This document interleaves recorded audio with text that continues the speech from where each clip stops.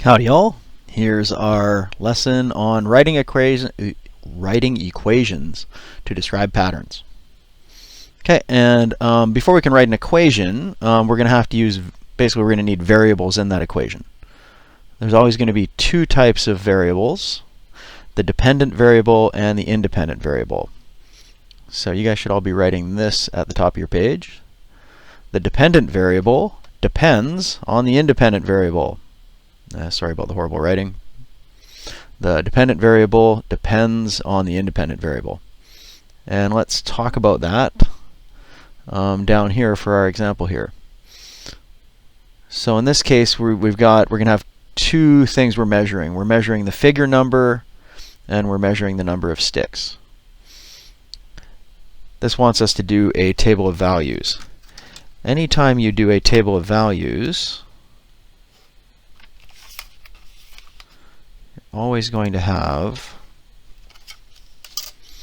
the independent variable, the independent value over on the left, and the dependent value on the right every time. So basically we're going to have a value here, and then whatever we have over here, this is going to depend on what was over here. So we need to think about, in this one, is the figure number going to depend on the number of sticks, or does the number of sticks depend on which figure number it is? Okay, so in this case, our number of sticks is going to depend on the figure number, right? If it's figure 1, then it's going to be 3 sticks. If it's figure 2, it's going to be 5 sticks. So we're going to, right, we can't go, oh, 7 sticks, what figure number is it? Or more to the point, we can't go 4 sticks, what figure number is it? Because 4 sticks doesn't even make a figure number. So we're going to choose the figure number, and then the number of sticks is going to depend on that figure number. So let's start up our table of values here.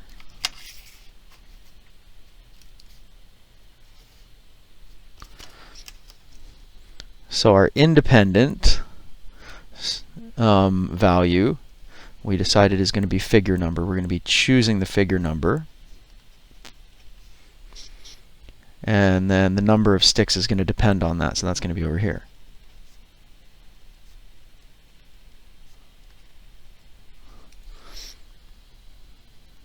Okay, so we've got our table set up now. So figure number 1 is going to have 3 sticks. Figure number 2, 5 sticks. Figure 3, 7 sticks. Figure 4, 9 sticks. And figure 5 is going to have 11 sticks. Because every time we need to add that new triangle on, it's just going to take 2 more sticks to add that new triangle on. Okay, perfect. So there's our table of values. I got a nice left-handed smudgy on the figure number there. Lovely. Okay, and now we want to define variables and create an equation for figure number and number of sticks. In this case, when I say define variables, I don't want you to, like in English class, tell me what the word variables means. I want you to choose variables for figure number and number of sticks, and then yeah, basically tell me what they mean. So figure number, a good letter to choose for that would be F. I'm going to use capital F. Okay, anytime we're defining variables, we always need two things. We need what it is and the units. So in this case, what it is and the units are basically the same thing. It's just figure number. The units is kind of like the number. Okay, and then number of sticks, I'll use lowercase s for that. Well, what it is sticks. And now the units of it, we don't want how many grams of sticks. We don't want the volume of sticks in milliliters or something like that. We want how many sticks. So in this case, the number is the units as well. So s is number of sticks. Okay, perfect. And now we need to make an equation using those variables. Anytime you're making these equations, it's always going to be the dependent variable on the left is going to equal something. I'll go st something with the independent variable. on this side. So in this case, our dependent variable, if we look up here, we remember our dependent variable is the number of sticks, because the number of sticks depends on the figure number. So it's going to be s equals something. And now we want to look back up at the table to figure out what the something with the independent variable is going to be. Notice every time the figure number goes up by 1, this side goes up by 2. So that goes up by 1.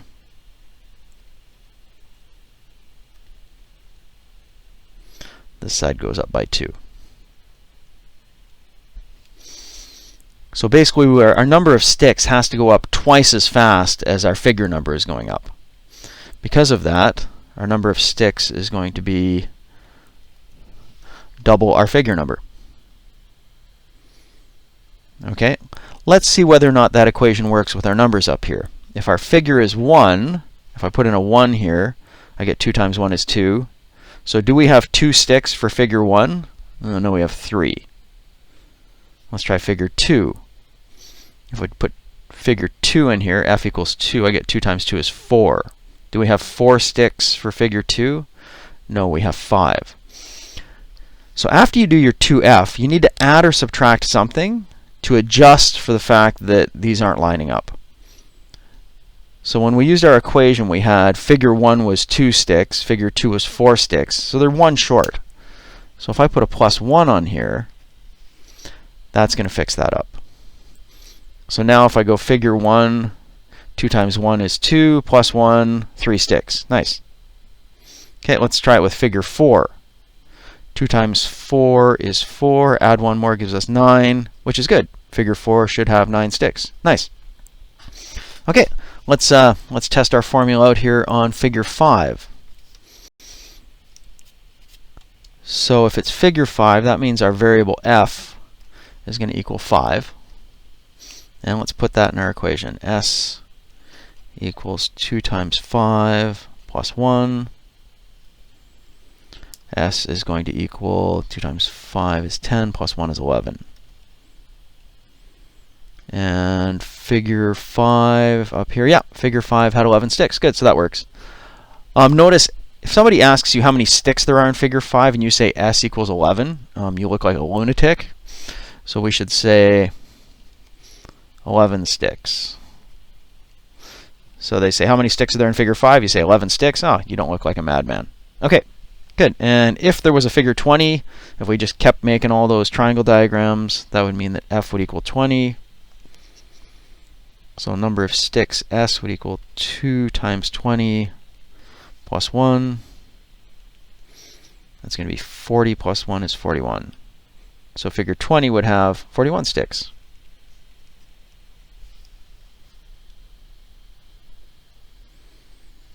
Okay, let's have a look at another one of these. We've got Tegan going to a carnival, and we can see what it costs to go to the carnival there. And this question, they've actually done some of the work for us. They've told us that total cost is in dollars, and they're using capital C. So in this case, what it is the total cost. The units are dollars. And little r, what it is rides, and number of is going to be the units. Okay, before we do an equation, let's do a table of values. And before we do that, we need to figure out which of these is the independent variable and which one's dependent. So are we going to choose the total cost, and then the number of rides is going to depend on that? Or are we going to choose the number of rides, and then the total cost is going to depend on how many rides? Hopefully you guys have figured out that the total cost is going to depend on the number of rides. So total cost is going to be dependent. Number of rides is going to be independent. So let's do a table of values for that.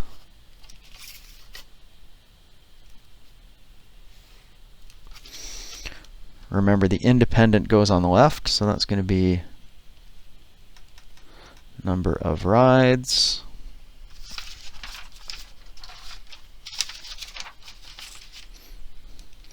And our dependent is going to go on the right, cost in dollars. Notice if I put my units up here, I don't need to put them all the way through all of those. Okay, so if we go on one ride, it's going to cost me $5 to get in and $3, so it's going to be $8.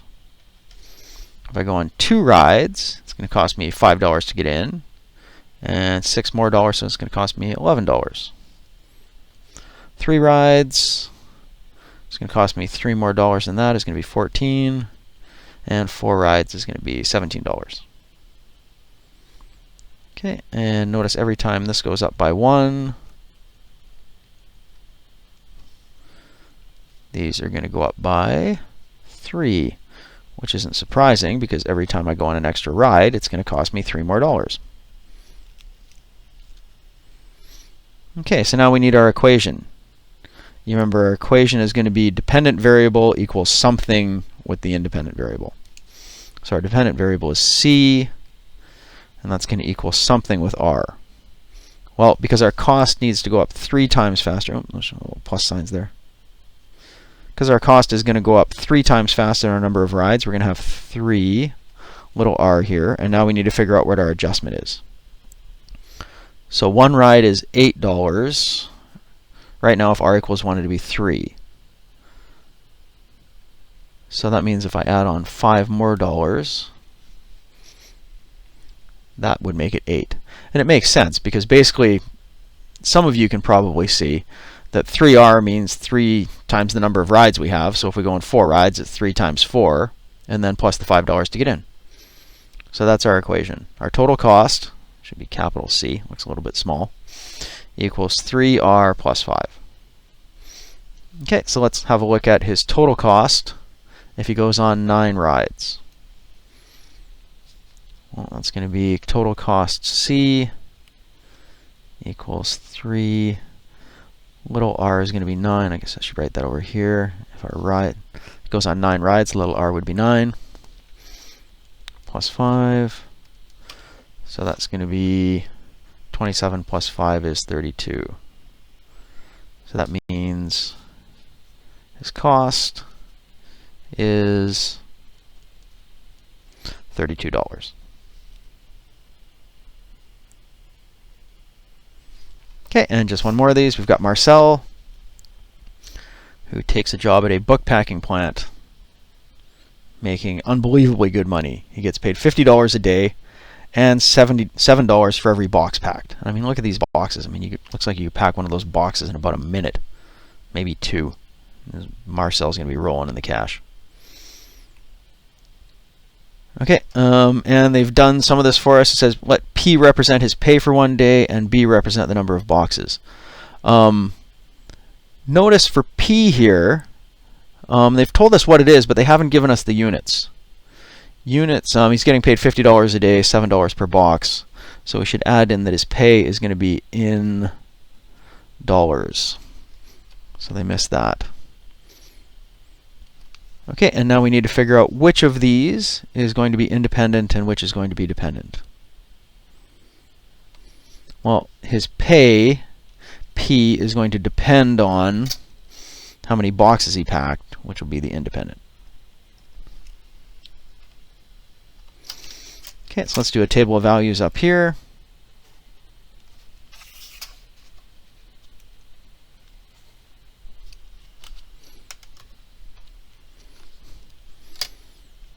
So the independent variable is number of boxes, and the dependent variable is his pay in dollars. So if he packs 1 box all day, he gets paid $50 plus $7 for that box. He gets paid $57. What a job. All right, if he really works hard and packs 2 boxes, he'll get paid $7 per box, so that'll be $64. 3 boxes, 71, and 4 boxes, 78.